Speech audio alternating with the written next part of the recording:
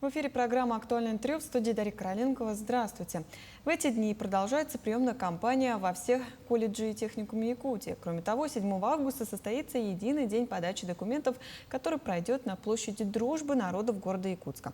Подробнее о ходе приемной кампании и предстоящем мероприятии расскажет директор Института развития профессионального образования Республики Саха-Якутия, кандидат педагогических наук Лилия Иванова. Лилия Михайловна, здравствуйте. Здравствуйте. Сколько вообще абитуриентов уже подали документы в профессионально-образовательной организации нашей республики? Какие, может быть, профессии в этом году, собственно, популярны, так скажем? Ну, традиционно, как и по всей стране, 20 июня у нас стартовала приемная кампания в организации среднего профессионального образования. Нужно отметить, что интерес к системе среднего профессионального образования остается достаточно высоким. Всего на 6864 места, которые распределены в 50 колледжей и техникумов, а также 4 вуза, которые реализуют программы СПО. На сегодняшний день подано заявлений 22 797 заявлений. Из них уникальными являются 14 292 заявления. Эти цифры говорят о высокой востребованности рабочих специальностей и осознанном выборе выпускниками школ программ среднего профессионального образования. Ну и традиционно отметим, что лидерами на сегодняшний день в рамках приемной кампании являются наши медицинские и педагогические колледжи.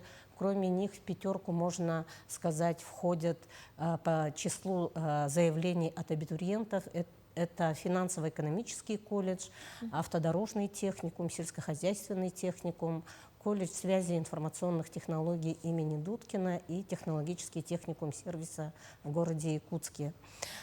Из промышленных районов традиционно тоже популярны среди абитуриентов наши колледжи: Южно-Якутский технологический, Мирнинский региональный технический, Ленский технологический, Алданский политехнический техникум, которые связаны с подготовкой кадров в сфере технического направления для горнодобывающей отрасли. Вот в этом году многие колледжи, техникумы открыли набор по новым специальностям. Может, рассказать об этом? Да. Действительно, последние 3 года Министерством просвещения Российской Федерации ведется очень большая работа по обновлению, актуализации, разработке новых федеральных государственных стандартов. И наша Якутия тоже не отстает от внедрения новых образовательных программ. Всего в этом году в 10 колледжах заявлено 19 новых образовательных программ. К примеру, например, в Верхневилюйском техникуме появились, например, безопасность на акватории, появились в коммунально-строительном информационное моделирование в строительстве. Также впервые открывается стоматологическое дело в Нерюнгринском медицинском колледже, а в поселке Черском, в Арктическом колледже народов Севера, открывается новое направление для них – мастер животноводства. Ну и, конечно, IT-направление, совсем новая специальность появилась и будет реализоваться в этом году. Это интеграция решений с применением технологий искусственного интеллекта. А вот, Лилия Михайловна, не секрет, что еще и благодаря федеральному проекту «Профессионалитет» студенты сейчас имеют возможность получить еще и рабочую профессию, в короткий срок, и трудоустроиться еще в регионе. Расскажите, как реализуется эта программа в Якутии? Ну, профессионалитет, отраслевой подход в подготовке кадров – это наш ключевой инструмент, когда студенты получают возможность за короткие сроки освоить именно ту программу, которая разработана совместно с конкретными работодателями, которые прописывают необходимые им компетенции для работы на их предприятиях. Ну и, конечно же, благодаря механизму целевой подготовки, который тоже является одной из ключевых составных частей федерального проекта «Профессионалитет», они получают возможность гарантированного трудоустройства. Ну и с 2022 года наша Якутия успешно примкнула к этому движению профессионалитета. Это и сельскохозяйственный, и южно-якутский технологический техникум. В прошлом году стартовал профессионалитет в отрасли педагогика на базе Якутского педагогического. 1 сентября в этом году мы открываем кластер медицинский по клинической и профилактической медицине на базе Якутского медицинского колледжа. Вот, значит, еще и будут оснащены еще и 7 колледжей, да, техникумов. А скажите, как это поможет студентам, преподавателям, как это будет работать? Совершенно верно. Результаты конкурсного отбора на федеральный проект «Профессионалитет» этого 2026 года впечатлили нас всех. Об этом говорил и Айсен Сергеевич Николаев, глава нашей республики. 7 колледжей стали победителями федерального отбора, и в следующем 2027 году мы будем открывать 7 новых кластеров в сфере IT, электротехники, железнодорожного транспорта, энергетики, легкой промышленности и туризма и сферы услуг. На базе 7 колледжей это и в Алдане, Алданский политехнический техникум, также в Нижнем Бестяхе будет кластер, и остальные 5 кластеров будут сосредоточены здесь, в колледжах города Якутска.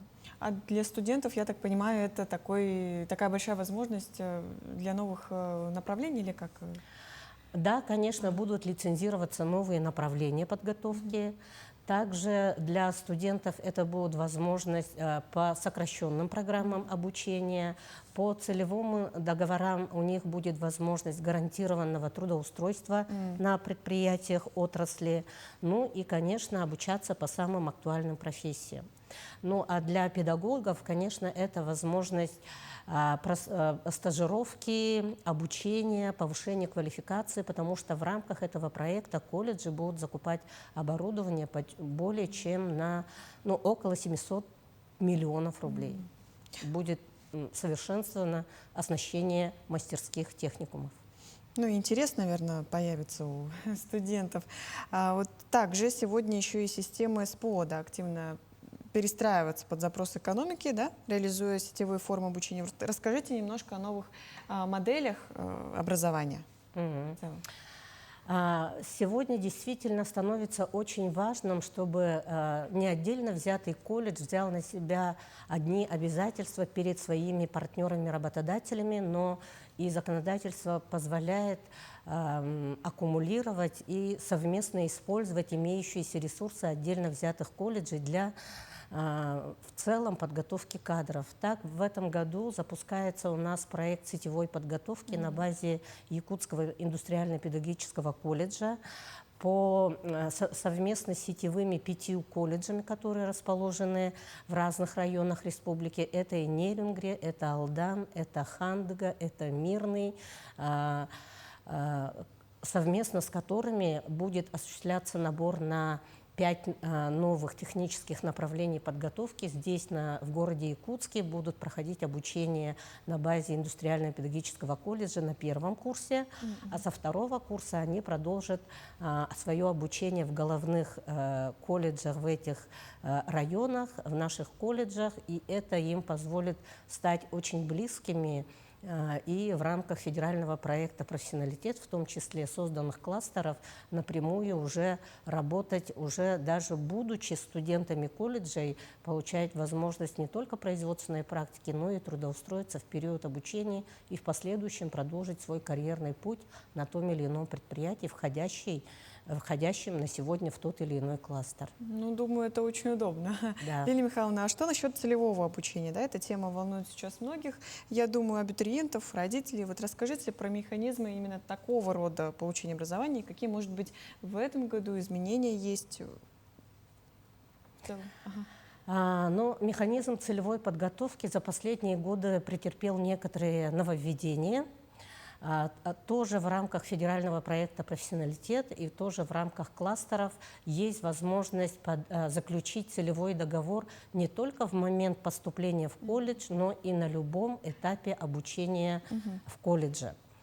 Во-вторых, конечно же, с прошлого года заработала платформа «Работа в России», на котором каждое предприятие страны заявляет свои вакансии и готовность заключить целевые договора для последующего трудоустройства студентов колледжей или абитуриентов. И поэтому я бы посоветовала и родителям, и классным руководителям, и самим старшеклассникам активно интересоваться и изучать эту платформу, потому что она в перспективе и на следующий, и будущий год, вот целевая подготовка, заключение договоров будет вестись только посредством этой платформы. Ну и, конечно же, если встречные обязательства от будущего работодателя – это определенные меры поддержки, то для студентов это обязательство по завершению обучения, там указанный период 2-3 года работать на этом предприятии. Отойдя немножко от приемной кампании, вот 7 августа, да, на площади Дружбы народов пройдет единый день подачи документов в профессиональное образование. Да?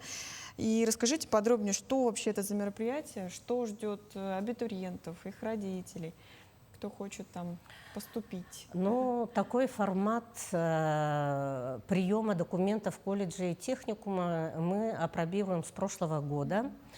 7 августа как раз завершается основной поток приема в вузы нашей страны, и отдельным абитуриентам приходится думать дальше о своем поступлений, и, соответственно, мы собираем на одной площадке все колледжи, техникумы, вузы, которые сегодня планируют реализовать программы СПО.